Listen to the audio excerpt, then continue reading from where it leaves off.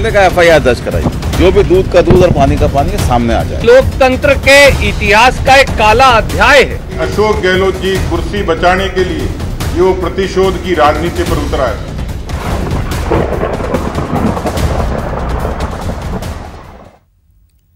नमस्कार, big breaking news में आप सभी का स्वागत है। मैं हूं आपके साथ जयकृति योगी। मरुधरा की सियासत में टेप कांड की एंट्री के बाद सियासी बवाल मचा हुआ है।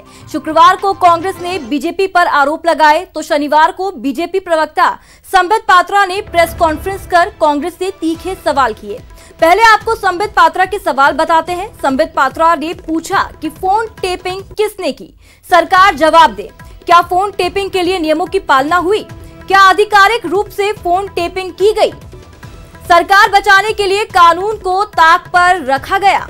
क्या राजस्थान में सभी दलों के नेताओं के फोन टेप हो रहे हैं? क्या राजस्थान में आपातकाल जैसे हालात नहीं? ये तमाम सवाल पूछे हैं बीजेपी प्रवक्ता संबित पात्रा ने। बीजेपी ने फोन टेपिंग मामले की सीबीआई जांच भी की है। जांच की मांग यहां पर उठाई है। फोन टेपिंग मामले पर मुख्यमंत्री जवाब दे, ये कहना है बीजेपी प्रवक्ता संबित पात्रा का। टेपिंग किया गया क्या, तभी तो ऑथेंटिक है या नहीं आप कह सकते हैं। यह पहला प्रश्न है। दूसरा प्रश्न है, is it not a sensitive issue? Phone tapping अगर किया गया है, क्या यह एक संवेदनशील और एक कानूनी विषय नहीं है? Is it not a sensitive and a legal issue? इसका जवाब कौन देगा? Third, assuming that you have taped phones, the question is, प्रश्न है कि was the standard operating procedure followed? जो फोन टेपिंग होता है उसके लिए एक स्टैंडर्ड ऑपरेटिंग प्रोसीजर होता है। वो प्रोसीजर मैं लेके आया हूं, ये प्रोसीजर से आपको अवगत भी कराऊंगा। क्या ये स्टैंडर्ड ऑपरेटिंग प्रोसीजर, इसको कांग्रेस की सरकार ने फॉलो किया? चौथा विषय, क्या राजस्थान की कांग्रेस सरकार ने अपने आप को विपरीत परिस्थिति में पा करके येन केन प्रकारेण अपने सरकार को बचाने के लिए गैर संवैधानिक उपायों का इस्तेमाल किया? पांचवा विषय, क्या राजस्थान में प्रत्येक व्यक्ति जिसका कोई भी सरोकार राजनीति से है, चाहे वो किसी भी दल का या गुट का हो, उसका फोन टेप किया जा रहा है क्या? बंधुगण, राजस्थान में कांग्रेस पार्टी की जो पॉलिटिकल ड्रामा चल रही है वो हम देख रहे हैं। The political drama of the Congress party in Rajasthan is unfolding every second. अगर सही में कहा जाए तो ये एक कॉकटेल है, ये एक मिश्रण है। ये कॉकटेल है कॉन्स्पिरेसीज का, कॉन्ट्रैक्टेड स्टोरीज का, मैन्युफैक्चर्ड लाइज का और इलीगैलिटीज का।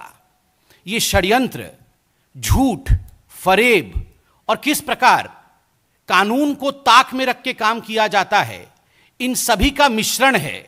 राजस्थान में कांग्रेस पार्टी में जो राजनीतिक परिदृश्य चल रहा है, जो नाटक खेला जा रहा है, एक मिश्रण है। हाईकमान आजकल लगभग ओब्लिवियन है, कौन हाईकमान है, किस प्रकार चल रहा है, वो आप सब देख रहे हैं। और हाईकमान से यह लड़ाई हाईकोर्ट तक पहुंची हुई है। क्या फोन टेपिंग किया गया? क्या आधिकारिक रूप से फोन टेपिंग किया गया? Was phone tapping done? This is the first question that the Congress government in Rajasthan should answer. जो राजस्थान की कांग्रेस की सरकार है, बोल्ड लेटर्स में हम पूछ रहे हैं, भाजपा पूछ रही है, क्या फोन टेपिंग किया गया? The demand of Bharatiya Janata party. अंत में हम डिमांड रखते हैं तत्काल इसकी प्रतिक्रिया राजस्थान की सरकार और राजस्थान के मुख्यमंत्री दे। जिन सवालों को हमने आज राजस्थान की सरकार के सामने रखा है एसओपी को लेकर, उस विषय में तत्काल प्रतिक्रिया देना चाहिए, क्योंकि यह एक संवैधानिक विषय है। दूसरा और बहुत महत्वपूर्ण, भाजपा इस पूरे प्रकरण का सीबीआई द्वारा जांच की मांग करती है। क्या एसओपी फॉलो हुआ? फोन टेपिंग इत्यादि किया गया? क्या संविधान को ताक पे रखा गया? क्या एक इमरजेंसी की सिचुएशन आज राजस्थान में है? क्या सभी राजनीतिक पार्टी के सभी लोगों के साथ इस प्रकार का व्यवहार किया जा रहा है? इसको लेकर सीबीआई द्वारा तत्कालीन जांच हो, यह भाजपा आज डिमांड करती है। और एक बड़ा अपडेट आपको दे दें, बागी विधायकों के मामले में महेश जोशी अपना जवाब पेश करेंगे। तो आपको बता दें, हाई कोर्ट में जवाब पेश करेंगे महेश जोशी। पायलट गुट की याचिका पर अपना जवाब रखेंगे। वकील अभय भंडारी और एनके मालू उनके तरफ से जवाब पेश करेंगे। तो बड़ी जानकारी आपको दे रहे हैं, बागी विधायकों के मामले में मुख्य सचेतक महेश जोशी हाईकोर्ट में जवाब पेश करेंगे। पायलट गुट की याचिका पर जवाब पेश किया जाएगा। और इसी खबर पर ज्यादा जानकारी के लिए सहयोगी सचिन फोन लाइन पर मौजूद है। सचिन, कब तक जवाब पेश किए जाने हैं, क्या कुछ जानकारी? देखिए जयकृति, आज राजस्थान हाईकोर्ट की छुट्टी है, लेकिन कल हाईकोर्ट ने आदेश दिया था कि महेश जोशी जिनको कल पक्षकार बनाया गया था, इसके अंदर एप्लीकेंट बनाया गया था, तो वो अपना जवाब आज तक पेश कर दे। तो ऑनलाइन कभी भी इनकी तरफ से जवाब पेश हो सकता है। जो सूचना मिल रही है उसके तहत जवाब लगभग तैयार है, बस ऑनलाइन उसको जो है सबमिट करना है। राजस्थान हाईकोर्ट में आजकल जो वर्किंग है वो काफी हद तक ऑनलाइन कर दी गई है। ऐसे में जो अभय भंडारी के एडवोकेट है और एनके मालू, वो ऑनलाइन उनको जवाब पेश करना है। देखिए जवाब में ज्यादा कुछ खास इसलिए नहीं होने वाला क्योंकि जो ऑब्जेक्शन है वो काफी हद तक कल सुनवाई के अंदर आ गए थे। जवाब एक रूटीन प्रक्रिया है जिसके तहत आपको लिखित में जो प्राइमरी ऑब्जेक्शन है, जो याचिका लगाई गई है, उसमें अगर जो रेस्पोंडेंट है उनको अगर जो प्राइमरी ऑब्जेक्शन है उनको लिखित में देना होता है, तो वही जवाब है। तो आज ये अपना जवाब पेश करेंगे कि वो क्यों याचिका को सुनने योग्य नहीं मानते, या क्या कुछ जो उन पर कह सकते हैं कि एक तरह से एलिगेशन लगाए गए हैं कि भाई ये जो मुख्य सचेतक ने नोटिस जारी करवाया या जो विहिप का उल्लंघन उन्होंने बताया वो कितना सही है कितना गलत है, उनका उसमें क्या पक्ष है। तो एक रूटीन प्रक्रिया के तहत जवाब पेश होना है। लेकिन राजस्थान हाईकोर्ट ने कह दिया था कि महेश जोशी को शनिवार तक अपना जवाब पेश करना है। ऐसे में आज उनकी ओर से जवाब पेश कर दिया जाएगा। जी बिल्कुल सचिन, अगर हम देखें पायलट गुट को फौरी तौर पर राहत तो मिल गई कल हाईकोर्ट से, कुछ दिनों की मोहलत तो मिल गई, लेकिन अभी जब सुनवाई होगी उस पर भी सबकी निगाहें टिकी होंगी। क्या लगता है जो लगातार जांच पड़ताल हो रही है, एक दूसरे पर एफआईआर दर्ज हो रही है, इसका उस सुनवाई पर कितना असर पड़ सकता है? सचिन देखिए सीपी जोशी गुट और महेश जोशी गुट जरूर चाहेंगे कि सुनवाई के दौरान वो ये बात कहें कि सचिन पायलट और जो उनके समर्थक विधायक है उनमें से कईयों की पायलट उसके अंदर उन्हें चल बदल के कानून की संज्ञा में उसको लाया जाए। लेकिन देखिए वो प्राइमरी स्टेज पर है, क्योंकि जो ऑडियो आया है उसकी सत्यता अभी कोई पुख्ता रूप में नहीं कह सकता है कि उसमें ऑडियो किसका है, क्योंकि जिन के ऑडियो की बात सामने है उन्होंने मना कर दिया कि उसमें उनका ऑडियो ही नहीं है। तो ऐसे में मुझे नहीं लगता कि राजस्थान हाईकोर्ट के फैसले पर इस चीजों को असर होगा। हाँ, कोशिश जरूर की जाएगी एसओजी के द्वारा महेश जोशी गुट की और सीपी जोशी गुट की, वो साबित करें कि देखिए हमने जो उनको नोटिस दिए वो सही है, क्योंकि पार्टी विरोधी गतिविधियों में संलिप्त है। क्योंकि प्राइमरी पैसे एसओजी ने एफआईआर दर्ज करी है कुछ विधायकों के खिलाफ और कुछ लोगों के खिलाफ। तो ऐसे में उसको आधार बनाने की कोशिश जरूर की जाएगी। लेकिन क्योंकि ये मामला जो है, ये महत्वपूर्ण जानकारी आप दे रहे थे, सहयोगी सचिन हमारे साथ जुड़े थे और जानकारी दे रहे थे। चलिए आगे बढ़ते हैं और आपको अगली खबर बताते हैं। मरुधरा की सियासत की दो तस्वीर आपको दिखाते हैं। आरोप प्रत्यारोप के बाद अब बात एफआईआर पर पहुंच गई है। राजस्थान की सियासत में टेप कांड की एंट्री के बाद लड़ाई और तेज हो गई है। कांग्रेस के एफआईआर के बाद बीजेपी ने भी काउंटर एफआईआर दर्ज करवा दिया है। बीजेपी ने कांग्रेस नेता सुरजेवाला, डोटासरा, महेश जोशी के खिलाफ एफआईआर दर्ज करवाया है, तो वहीं कल कांग्रेस ने एसओजी में एफआईआर दर्ज करवाया था। तो दो तस्वीरें आप देख सकते हैं, एक के बाद एक काउंटर एफआईआर का दौर प्रदेश में चल रहा है। एक तरफ जहां बीजेपी कांग्रेस पर एफआईआर दर्ज करा रही, तो वहीं कांग्रेस भी बीजेपी पर एफआईआर दर्ज करवा रही है। एसओजी की जांच को लेकर मरुधरा में छिड़ा महाभारत अब गंभीर रूप अख्तियार कर रहा है। हर किरदार खुलकर सामने है। सत्ता पक्ष अपने ही कुछ साथियों के साथ विपक्ष पर गंभीर आरोप लगा रहा है। देखिए एसओजी, शिकंजा और सियासत पर यह खास रिपोर्ट।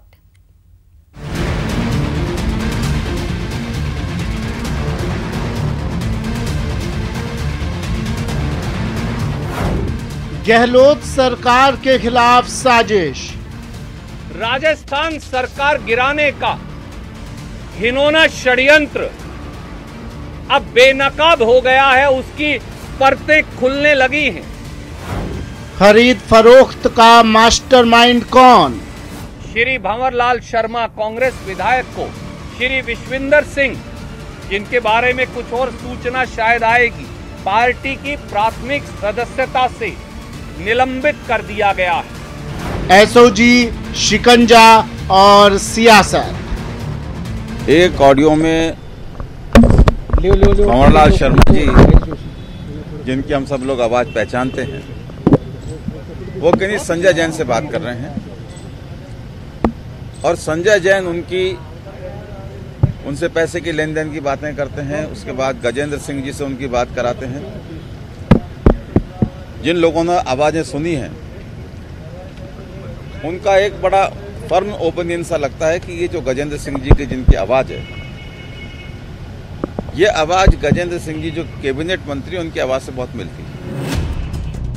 जो भी दूध का दूध और पानी का पानी सामने आ जाए। मरुधरा की सियासत में चल रहे हाई वोल्टेज ड्रामे में ऑडियो क्लिप का नया तड़का लगा है।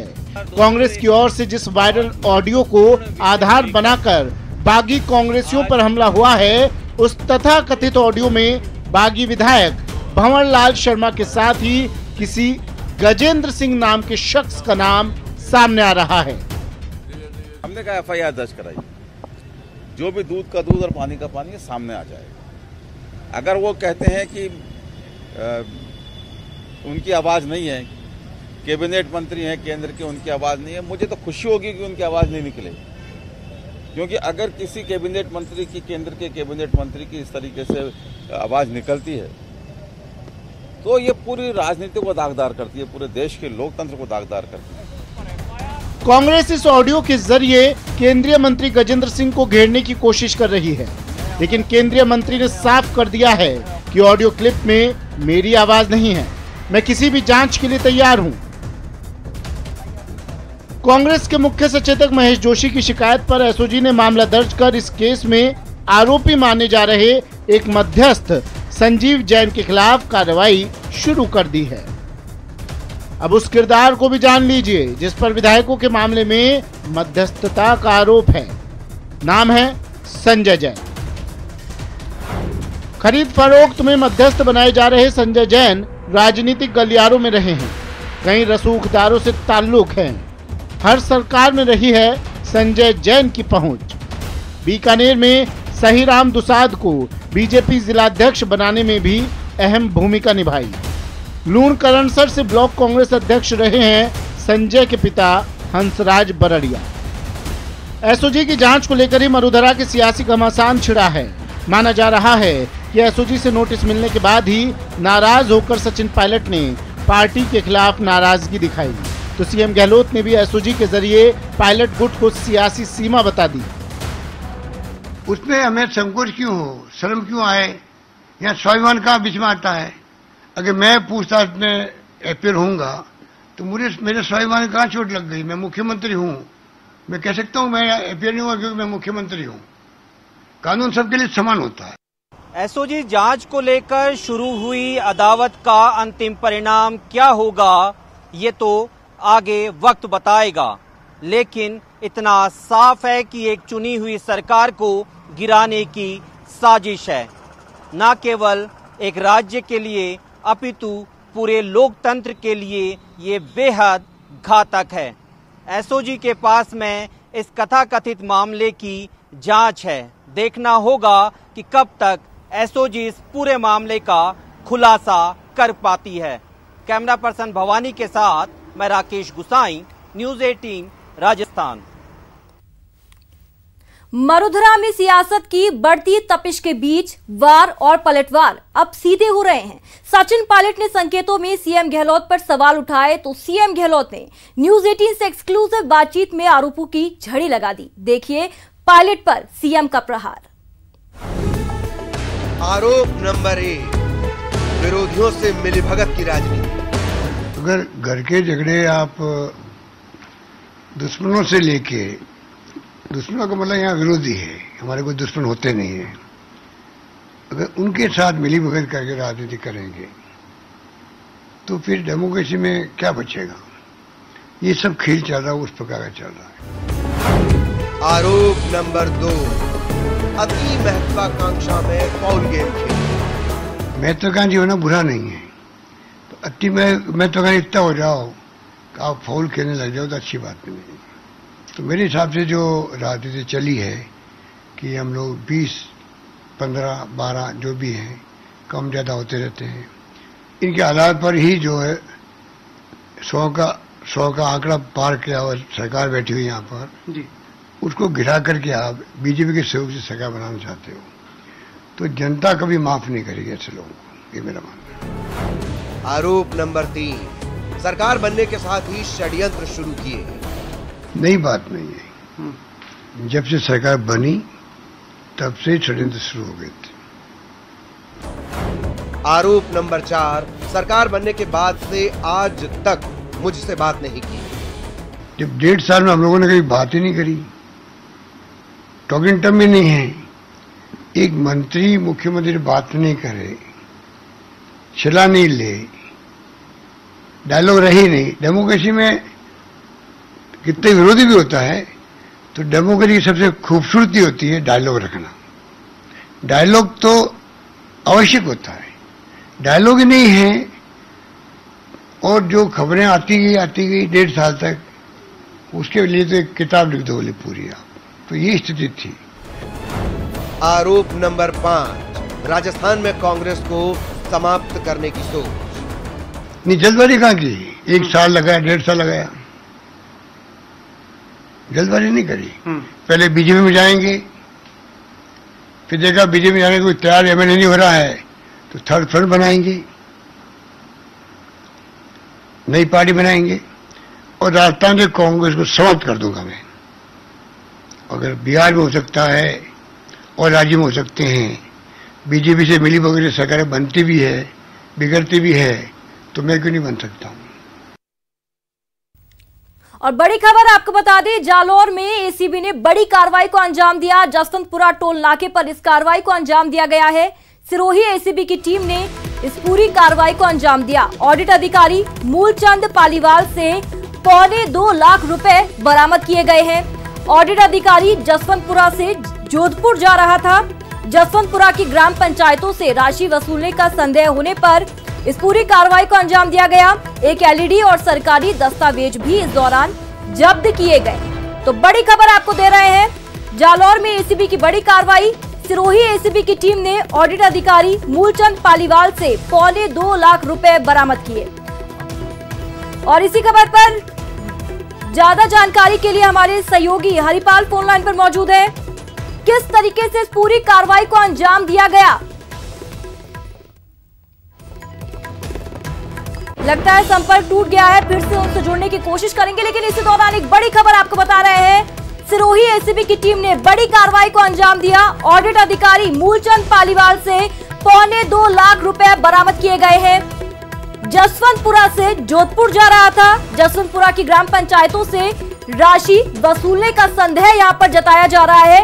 एक एलईडी और सरकारी दस्तावेज भी इसके पास से जब्त किया गया है। तो बड़ी जानकारी, ऑडिट अधिकारी जिसके पास से यहाँ पर एक बड़ी राशि बरामद हुई है। हमारे सहयोगी हरिपाल हमारे साथ फिर से जुड़ चुके हैं। हरिपाल, क्या कुछ आपके पास जानकारी है, कहां से राशि वसूली गई थी और किससे ये पूरी राशि इसने जुटाई थी? जी, मैं आपको बताना चाहूंगा कि ये जसवंतपुरा ग्राम पंचायत समिति है, जहां पर एक ऑडिट अधिकारी मूलचंद पालीवाल ऑडिट करने के लिए आए थे। लेकिन जोधपुर एसीबी की टीम को इसकी शिकायत मिली थी और जोधपुर के महानिदेशक के निर्देश पर सिरोही एसीबी की टीम जसवंतपुरा पहुंची और जैसे ही ऑडिट अधिकारी वो ग्राम पंचायतों से वसूली हुई राशि, पंचायत समिति से वसूली हुई राशि लेकर जसवंतपुरा से जोधपुर के लिए रवाना हुआ, उसी दौरान जसवंतपुरा टोल नाके पर सिरोही एसीबी की टीम ने कार्रवाई करते हुए उससे 1,75,000 रुपए, एक एलईडी, पंखा सहित कई सरकारी दस्तावेज बरामद किए हैं। फिलहाल जो आरोपी है मूलचंद पालीवाल कुछ भी बताने की स्थिति में नहीं थी। इसको लेकर फिलहाल चलिए हरिपाल, अब देखना होगा कि इसके खिलाफ किस तरीके का एक्शन लिया जाता है। फिलहाल शुक्रिया।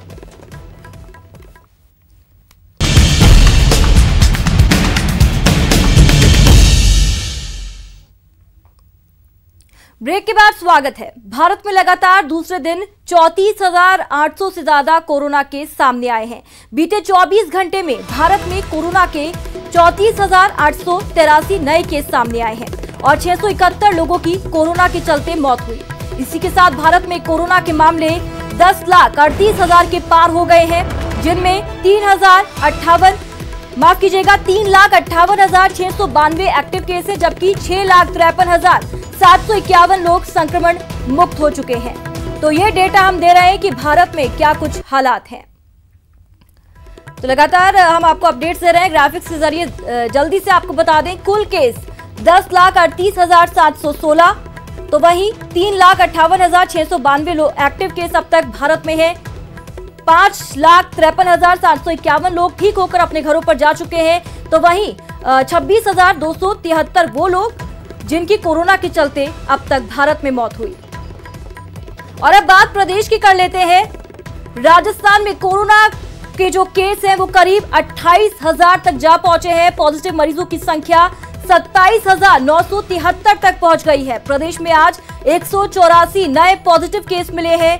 कोरोना से अब तक 550 लोगों की मौत हुई, तो वहीं इलाज के बाद 20,034 मरीज डिस्चार्ज हुए।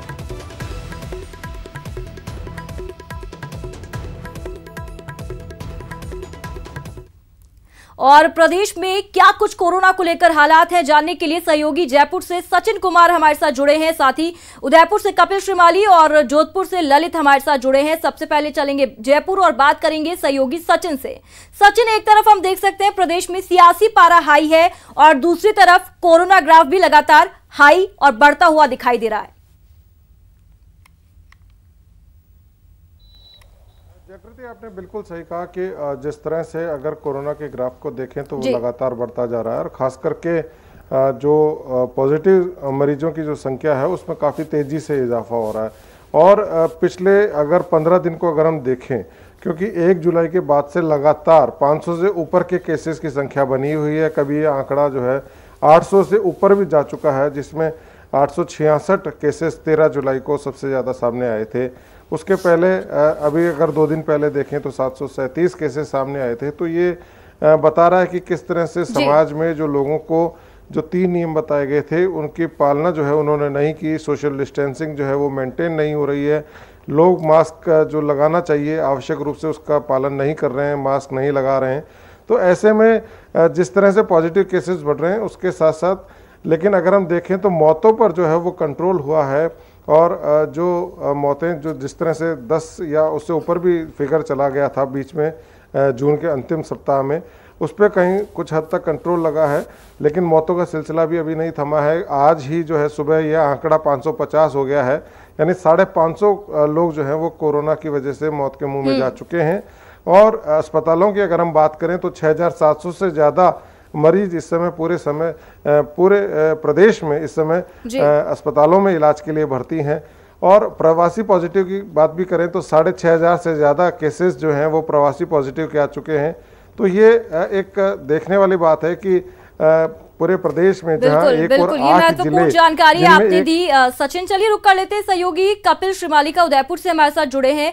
कपिल, अगर हम वहां की बात करें तो आंकड़े क्या कहते हैं, और साथ ही अगर हम देखें तो सबसे ज्यादा जो केसेस बढ़ रहे हैं उसे देखकर यही लगता है कि लोग सख्ती से जो नियम है उनकी पालना नहीं कर रहे हैं।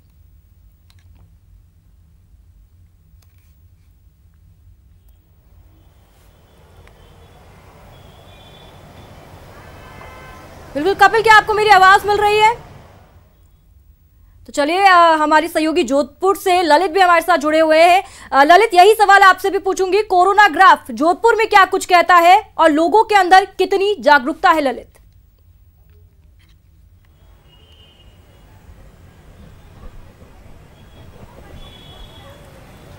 तो चलिए हमारे सहयोगियों का हम लगातार रुक करेंगे, लेकिन अगर हम बात करें हमारे जैसे कि हमारी सहयोगी सचिन ने हमें बताया कि सैंपलिंग ज्यादा हो रही है, टेस्टिंग ज्यादा हो रही है, इसलिए केसेस भी ज्यादा आ रहे हैं, लेकिन मौतों का जो आंकड़ा है उस पर कहीं ना कहीं कंट्रोल होता हुआ दिखाई दे रहा है। और अगर रिकवरी रेट की हम बात करें तो राजस्थान में रिकवरी रेट देश में किसी भी राज्य से सर्वाधिक है, जो कि एक बहुत बड़ी राहत की खबर है राजस्थान के लिहाज से। और लगातार आपको हम केसेस की अगर बात कर दें तो देख सकते हैं आप 27,973 यानी 28,000 का वो आंकड़ा जिसे हम छू सकते हैं कोरोना के केसेस की गिनती में। तो वहीं 550 लोगों की अब तक कोरोना के चलते मौत हुई। ऐसे में लोगों को जरूरी है कि वो जागरूक रहें और जो तमाम नियम है, जो तमाम गाइडलाइंस है उनका पालन सख्ती से करें, गाइडलाइंस को फॉलो करें। ये सबसे ज्यादा जरूरी है क्योंकि 2 गज की दूरी यहाँ पर बेहद जरूरी है, जिसे शायद लोग उतनी गंभीरता से लेते हुए दिखाई नहीं दे रहे हैं। और हमारी सहयोगी ललित हमारे साथ जुड़े हुए लगातार, उनसे बात कर लेते हैं। ललित, अगर हम जोधपुर की बात करें, वहां पर किस तरीके के हालात हैं और क्या कोई राहत की खबर जोधपुर से? डिस्कनेक्ट हो गया था सर फोन। देखिए जोधपुर की अगर बात करूं तो लगातार मामले बढ़ते जा रहे हैं। जोधपुर आज भी प्रदेश में नंबर 1 है कोरोना पॉजिटिव आंकड़ों को लेकर। कल भी 70 मरीज सामने आए, लेकिन जुलाई का महीना बहुत खतरनाक साबित हो रहा है। लगातार 9 शतक अब तक लग चुके हैं और लगातार आंकड़े सामने आ रहे हैं। और यही कारण है कि आंकड़ों बढ़ते आंकड़ों के साथ साथ जो है वो मौत का आंकड़ा भी बढ़ रहा है। 76 मौतें अब तक जोधपुर शहर में हो चुकी है।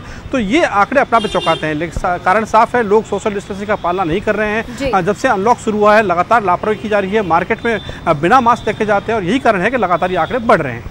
बिल्कुल बिल्कुल। हमारे सहयोगी सचिन भी हमारे साथ लगातार जुड़े हुए हैं और कपिल भी जुड़े हुए हैं। चलिए रुक कर लेते हैं उदयपुर से सहयोगी कपिल का। कपिल, अगर हम देखें देश के कई राज्यों में इस तरीके के हालात हो गए हैं कि लॉकडाउन लगाना पड़ा, क्या राजस्थान भी लॉकडाउन की दिशा में आगे बढ़ते हुए दिखाई दे रहा है कपिल? और उदयपुर के आंकड़े भी बता दीजिएगा। देखिए उदयपुर में भी लगातार जो संक्रमित मरीज हैं उनकी संख्या में बढ़ोतरी हो रही है और अब 946 पॉजिटिव मरीज उदयपुर में हो चुके हैं। इसके साथ ही जो एक्टिव केस की संख्या है वो भी लगातार 100 से ज्यादा बनी हुई है, जो कि एक चिंता का विषय है। लॉकडाउन की अगर बात करें तो राजस्थान सरकार ने स्पष्ट कर दिया है कि उन्होंने गाइडलाइन की सख्ती से पालना कराने का निर्देश लिया है, बॉर्डर पर यातायात को नियंत्रित करने का निर्देश दिया है और इसी के साथ में जो कोरोना प्रोटोकॉल के तहत जो रूल्स बनाए गए थे उन रूल्स को पालना कराने के लिए स्पष्ट तौर से अधिकारियों को निर्देशित किया गया है। इसी के साथ में उदयपुर जिला कलेक्टर ने भी एक आदेश जारी किया जिसके तहत लोगों को यह चेतावनी दी गई है कि यदि किसी व्यक्ति में कोरोना संक्रमण के लक्षण है और वो उसको छुपाता है और बाद में जब उसकी पुष्टि होती है तो उस पर विधि पूर्वक कार्रवाई की जाएगी और यदि किसी में लक्षण है तो वे तुरंत प्रभाव से हॉस्पिटल जाकर इसकी जांच कराए ताकि उसको अन्य लोगों तक फैलने से रोका जा सके। बिल्कुल, ये महत्वपूर्ण जानकारी आपने दी कपिल कि अगर कोरोना के लक्षण है तो डरे नहीं, आगे आए, अपनी जांच कराएं और सभी को यहाँ पर बचाते हुए ये कदम उठाएं। और सचिन, कपिल और साथ ही हमारे साथ ललित लगातार जुड़े हुए थे, तमाम अपडेट्स दे रहे थे। आप तीनों का ही बहुत बहुत शुक्रिया। और एक बड़ा अपडेट आपको दे दें, कांग्रेस प्रदेश अध्यक्ष प्रेस कॉन्फ्रेंस करेंगे दोपहर 1 बजे। गोविंद सिंह डोटासरा प्रेस कॉन्फ्रेंस करेंगे। होटल फेयरमाउंट पर प्रेस कॉन्फ्रेंस रखी गई है। तो पीसीसी चीफ डोटासरा की अब से कुछ ही देर में प्रेस कॉन्फ्रेंस है।